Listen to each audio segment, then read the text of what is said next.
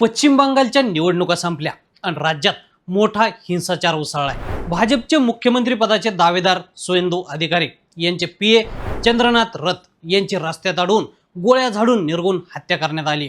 हल्लेखोरांनी चंद्रनाथ रथ यांची कार अडवली, त्यानंतर 10 राऊंड धाड धाड धाड गोळ्या घातल्या।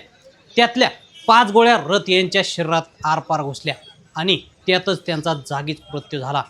चंद्रनाथ रथ यांच्या हत्येनंतर आता पश्चिम बंगालमधील हिंसाचार आणखी उसळण्याची शक्यता आहे।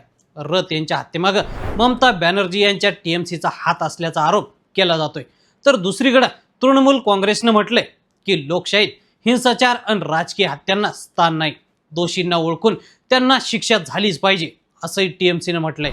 तर झालं असं की पश्चिम बंगालमधील मध्यमग्रामच्या दोहरिया परिसरात रात्री सुवेंदू अधिकारी यांचे पीए चंद्रनाथ रथ आपल्या कारमधून जात होते। चालक गाडी चालवत होता तर ते बाजूच्या सीटवर बसले होते। चंद्रनाथ यांच्या गाडीचा दुसरी गाडी काही वेळांपासून पाठलाग करत होती। अचानक त्या कारनं ओव्हरटेक करून पुढे आली।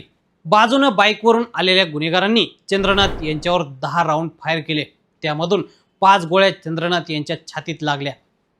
पश्चिम बंगालमधील विधानसभा निवडणुकीच्या निकालानंतर सर्वांना धक्का बसला।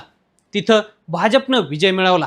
भाजपच्या विजयानंतर राज्यात हिंसाचार, जाळपोळ आणि तोडफोडीच्या घटना घडल्याचं समोर आलं। त्यातच बुधवारी रात्री उत्तर 24 परगणा जिल्ह्यातील मध्यमग्राममध्ये भाजप नेते सुवेंदू अधिकारी यांचे पीए आणि निकटवर्तीय चंद्रनाथ रथ यांची गोळ्या झाडून हत्या केल्यानं या हिंसाचारात आणखीनच वाढ झाली आहे। चंद्रनाथ अनेक वर्षांपासून सुवेंदू यांच्या सोबत होते। 5 गोळ्या लागल्यानं त्यांना तातडीने एका खासगी रुग्णालयात दाखल करण्यात आलं, मात्र डॉक्टरांनी त्यांना मृत घोषित केलं।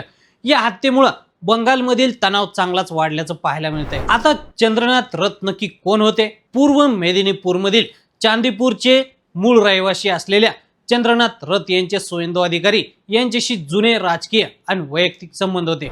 रथ यांना जवळून ओळखणाऱ्यांनी त्यांचं वर्णन मृदभाषी, शिस्तप्रिय आणि रामकृष्ण मिशनचा गाढा प्रभाव असलेली व्यक्ती असं केलंय।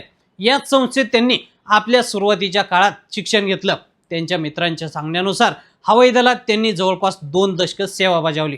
त्यानंतर एअरफोर्समधून ऐच्छिक निवृत्ती घेतल्यानंतर चंद्रनाथ रथ यांनी काही काळ कॉर्पोरेट क्षेत्रात व्यतीत केला। त्यानंतर हळूहळू राजकीय कार्यात प्रवेश केला।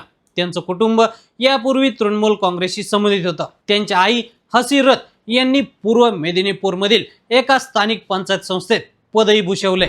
रथ हे 2019च्या सुमारास सुवेंदू अधिकारी यांच्या मुख्य राजकीय टीममध्ये औपचारिकपणे सहभागी झाले।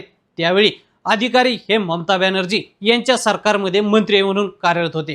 सुरुवातीला कार्यालयाचे समन्वय आणि प्रशासकीय कामकाज सांभाळणाऱ्या रथ यांनी हळूहळू पडद्याआड राहून काम करणारी एक महत्त्वाची संघटनात्मक व्यक्ती म्हणून आपली जागा निर्माण केली।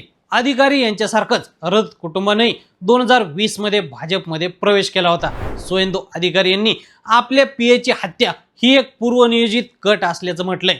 त्यांनी पक्षाच्या कार्यकर्त्यांना शांतता राखण्याचं आवाहन केलंय। तर मंडळी, या निर्गुण हत्येच्या पाठीमागचा मास्टरमाइंड कोण असेल? तुम्हाला काय वाटतं? आम्हाला कमेंट करून नक्की सांगा।